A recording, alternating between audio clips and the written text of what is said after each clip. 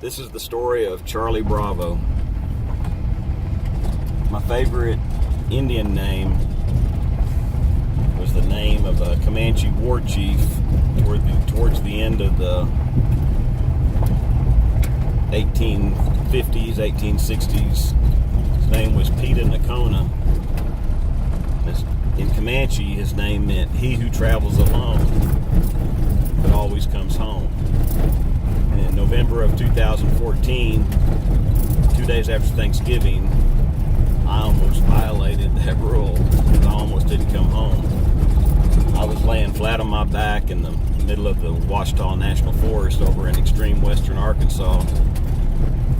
I went over the handlebars of my Suzuki DR650 motorcycle on a little jump, but the Suzuki DR650 is kind of a portly bike and not known for its jumping ability, and I'm kind of a portly guy, not known for my jumping ability, and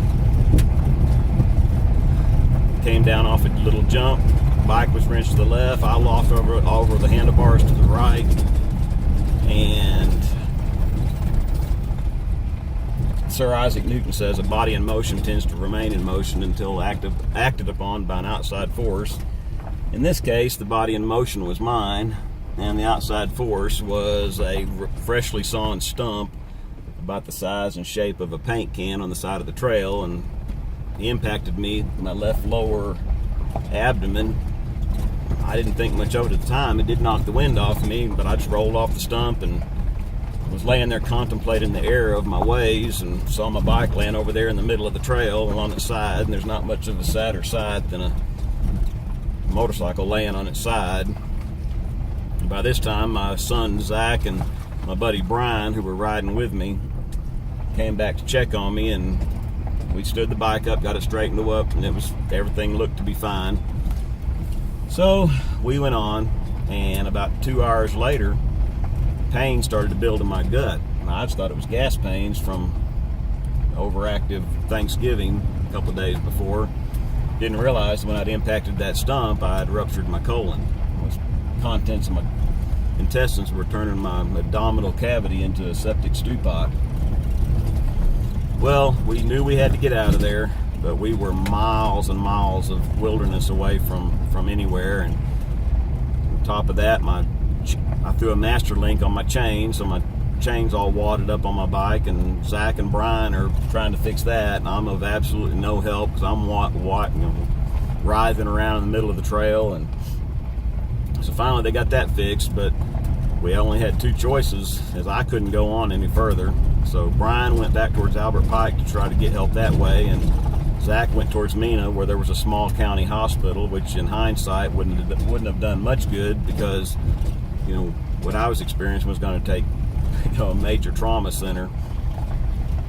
So they left me, and I was laying in the woods alone, watching their taillights go bouncing off through the woods, thinking that'd probably be the last time I'd ever see them, or maybe anyone for that matter. I remember thinking, at the time that, every boy longs for a time in his life that he's told he's a man, whether it's by a father figure, minister, a coach, some type of authority figure. And most men never hear that. Probably go through the rest of most of their life thinking, maybe even die thinking that in the back of their brain that they're still subconsciously sleeping in Star Wars pajamas.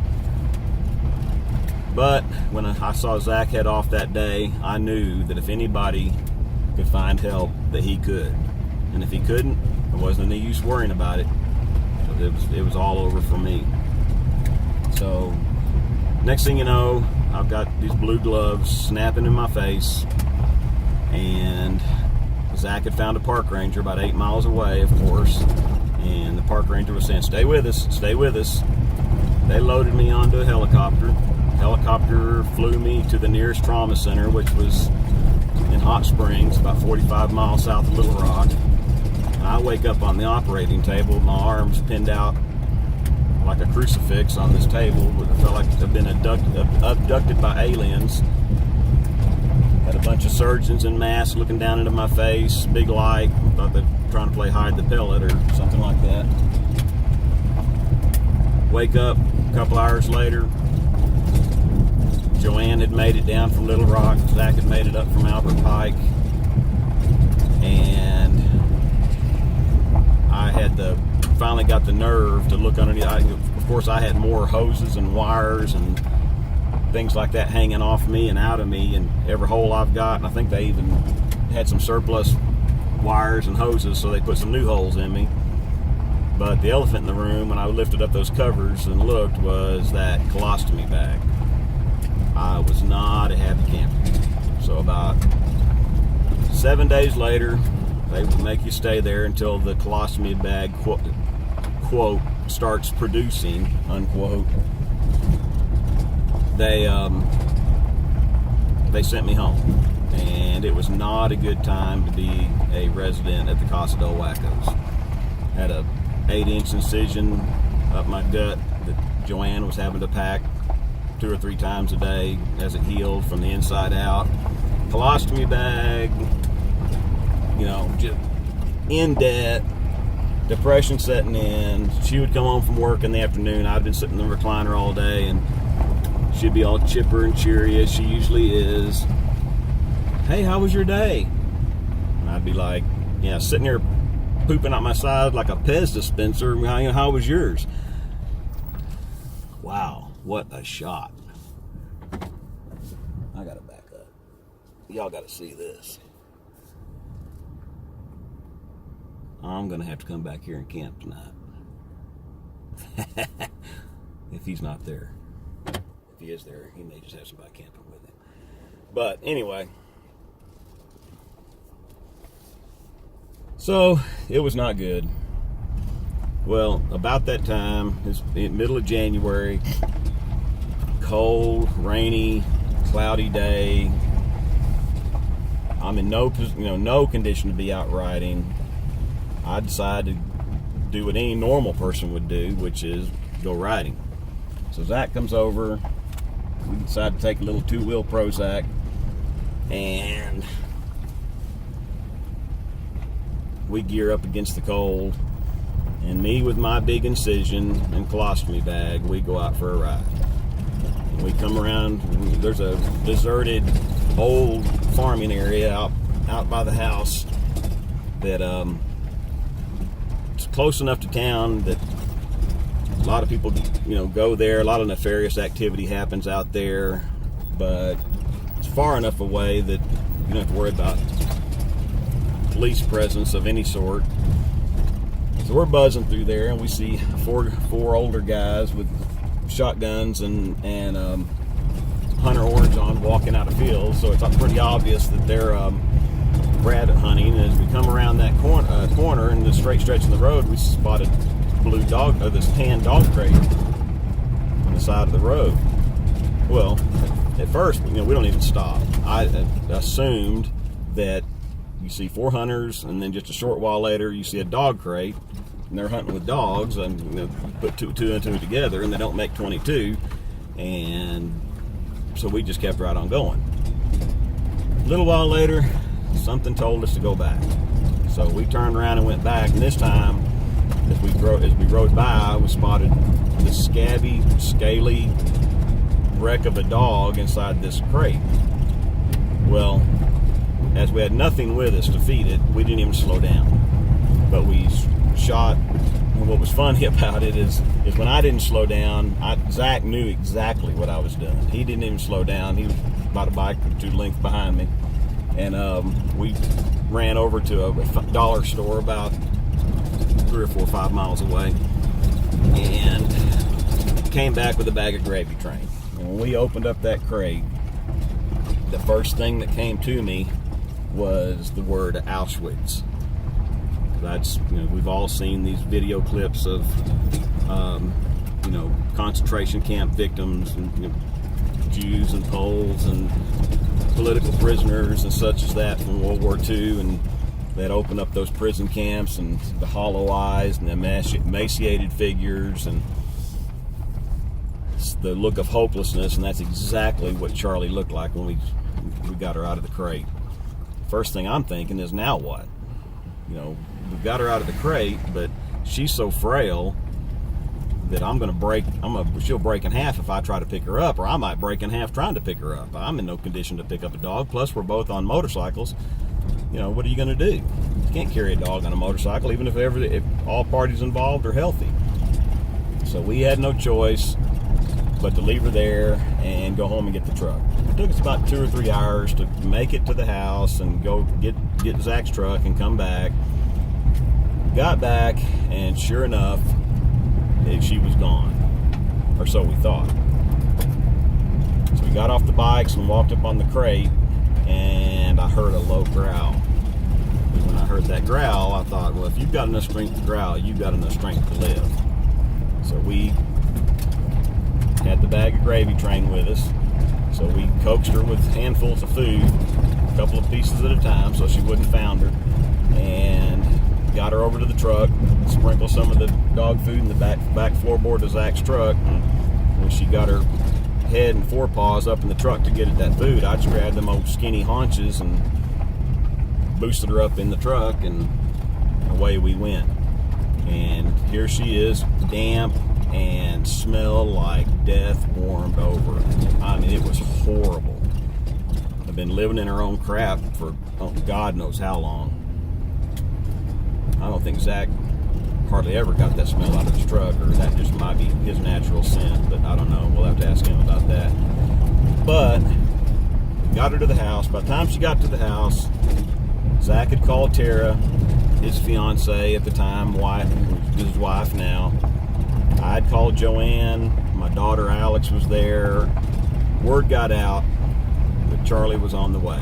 So by the time we got there, she already had a retinue of people waiting to see her, and that kind of set the stage for I guess maybe the rest of her life, about everything being a party. By the end of that day, a bunch of the ADV motorcycle crowd, friends of mine, all showed up. So she was a celebrity from day one, but we didn't know she was going to make it from day one. She spent the first night sleeping out in the garage. Zach slept out there with her, and true to form, another precedent was set. She shanghaied Zach's cot. Zach came in the house. She pushed him out. He just basically pushed him out of his own sleeping bag. So little did we know at the time that my niece Hannah and my daughter from a different mother, maybe I should reword that, but I consider her my daughter. She's Natanya. They had started a Facebook page for the dog, and they called it Charlie Bravo Motorcycle Rescue Dog, which at the time I thought that is the goofiest name for a Facebook page of anything I've ever heard. But I didn't start it, so what do I have to say about it? Well, I didn't realize that they were posting updates on the dog's recovery. So they posted an update that we were taking the dog to the vet on 1:30 on Thursday. So when I walked into the vet that day, the vet goes, "Can I tell people you're here?" I'm like, "Well, who wants to know I'm here? Unless it's my Ichabod Crane boss that's so naturally suspicious. He may be seeing if I'm at work or what, but it was people." And she goes, no, my phone lines are jammed with people that want to know if your story is for real, if you're not scamming or trying to make up something. I said, well, there's the dog. It's pretty obvious it's real. So she came back a little while later and said, well, people are wanting to know where they can donate money for her recovery. Obviously, we didn't have any kind of GoFundMe or anything like that. Never have, and probably never will. I have anything to say about it. I'm not a big fan of that type of thing. And so I said, well, have them send the money here. They can, and that way, if she doesn't make it, we can start a fund. Because even though she had survived, Joanne had her on a diet of a puppy chow, because the high fat content, evaporated milk and raw eggs blended up together into a gruel that was trying to fatten her up a little bit without giving her too much at a time. Still, we didn't know her liver had shut down, her kidneys had shut down, she had all these infections and all this other kind of thing. But anyway, so now I said, if she doesn't survive, we can you can put this money towards somebody else's case when they bring in a stray dog or whatever. Somebody else can't pay their own bill. But anyway, she survived. And as is obvious, and sometime later my uncle called, and he's a little bit touched in the head, which is a good thing as far as I'm concerned. That's a compliment. And he said, why don't you start posting updates on the dog like you're the dog talking? I said, well, and what 50-year-old guy wants people to know that you're talking like a dog on the internet? But I got to thinking about Charlie in that crate and what she must have felt like, and my empathy bone got infected, I guess, and I couldn't hardly stand the thought of the claustrophobia and the itching and the scratching and just all the things that from being confined for basically, you don't know if it's going to be the rest of your life in that crate. So Charlie and I started posting together, and her story took off, and it just seemed like a fitting analogy of the crate, that everybody's got a crate. A crate may be a cubicle at work, maybe a drug addiction, maybe an abusive spouse. And at that particular time, my own crate was a 4 weeks vacation and a company car that obviously had a job that it paid good, but good Lord, and they were so stressful that it was insane. So anyway, so we use the analogy of the crate until somebody, if somebody pulls you, helps you from your crate and doesn't show you a better way, you're just going to return to that crate, or a crate just like it. You get off crack, turn to meth. Leave a physically abusive spouse, find a mentally abusive spouse. Just going to find another until you're shown a better way. It's just a downward spiral. And we really didn't realize that this was really a message until one day I got a phone call from a lady in New York and said that she wanted to come by and meet Charlie. And I said, well, where are you from? And she said, Schenectady, New York. And I said, where are you at now? And she said, about an hour this side of Memphis. Well, that puts her, about an hour and a half from my house. And I'm like, so you've driven all the way from New York to Little Rock to meet my dog? Oh, yeah. I said, so my BS meter's pegged over in the red. So I'm thinking, okay, if you don't mind me asking, what's the deal? You're welcome to come by and see the dog, but what's up? She said that Charlie's story convinced her to come out of her crate, and that she had a situation up there that she was needing to get away from, and she had packed everything that she could fit into a PT Cruiser, and at 54 years old wanted to move to Eugene, Oregon. So she was making this big smiley face journey across the United States from New York down to Arkansas and up to Oregon, and came by to meet Charlie. She showed up at the house, and as Zach had just gotten married, we had an extra bedroom, and Joanne was fine with it, and everything was on the up and up, and so she spent the night there to save $100 on a motel room, and that's kind of where the practice started of people coming by and making journeys to come meet Charlie. It's been a great ride. I mean, it's been probably one of the most exciting times of my life, especially after 50 years old. A lot of times we all feel that maybe the best years of our life have passed, and obviously you don't never know that around the next corner you might find that crate, and in helping somebody else or something else from their crate, that in turn is going to be the thing that breaks you out of your crate. So, and then the other part of the story is that whoever left her in that crate obviously thought that she didn't matter.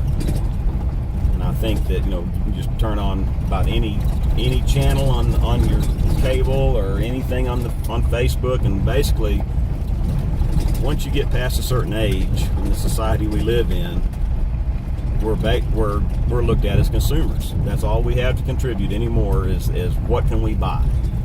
I mean, you look at any commercial aimed at any network programming or whatever aimed at just about anyone, but especially people that sell suspension for minivans in this case. Ow!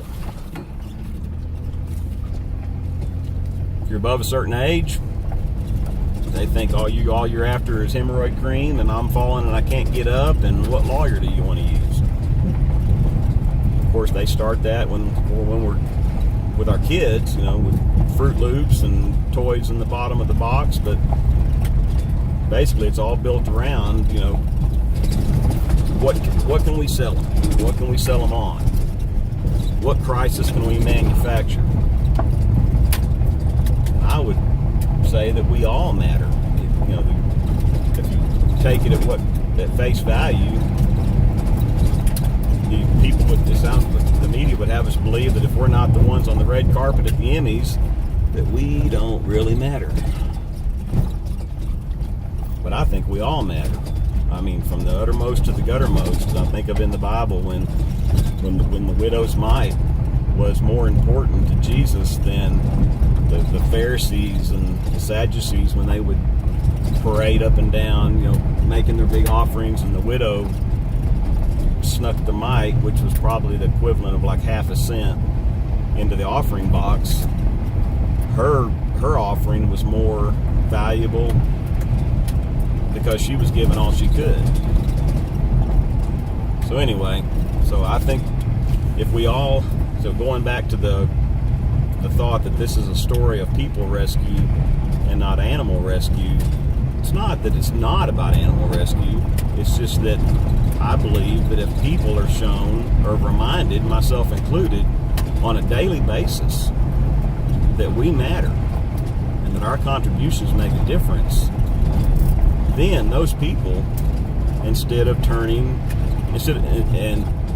being overwhelmed by all the bad news that we're fed every day, that we'll quit turning to sports or porn or drugs or whatever the case might be, and realize that we've got better things to do.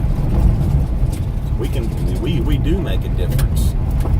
I think of the Hebrew word for pekude, which as I understand it means the word counting, but not as like counting 1, 2, 3, 4, 5, but counting like we all count.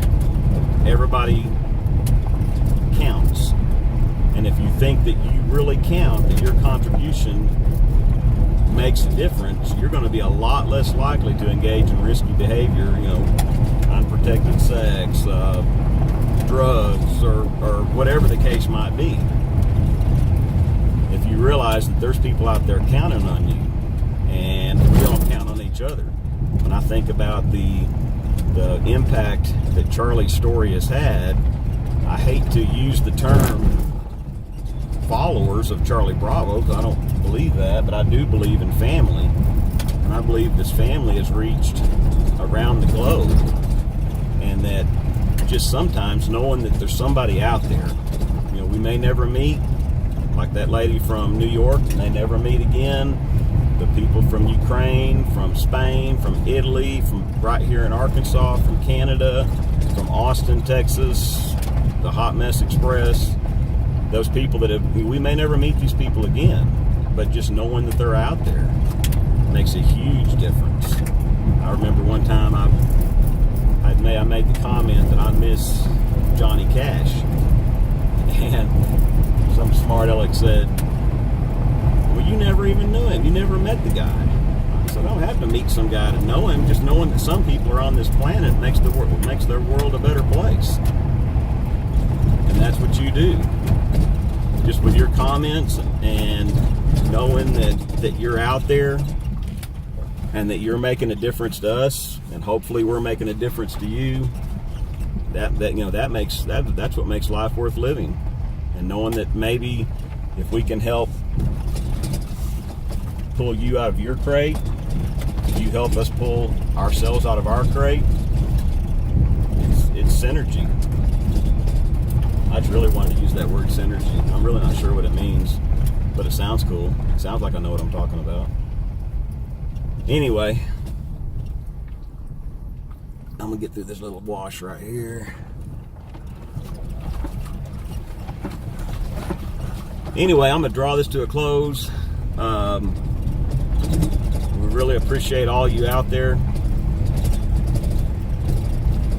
You know, we truly, you know, I end a lot of posts with "We be of one blood, ye and I." That's for you, all of you that don't, for you that don't know where that comes from. That's not mine. I didn't come up with that. That's Rudyard Kipling, and it was the word of the jungle in the Jungle Books, and what it meant when you were in distress. That was the word. We have one blood, ye and I, and the other animals in the kingdom, in the jungle kingdom rather, had to come to your aid. So whenever I end a post like that, that's what I mean. You know, where we may be different, you know, different color, different race, different ethnicity, different religions, but when it comes down to it, we all bleed red, and we be of one blood, ye and I. We'll see y'all down the road. We're heading tonight farther into Utah. Don't know where we're going to end up. May go back and camp over where we just passed, but I doubt it now that we've already gone this far. So anyway, via con Dios, we'll see you on down the road.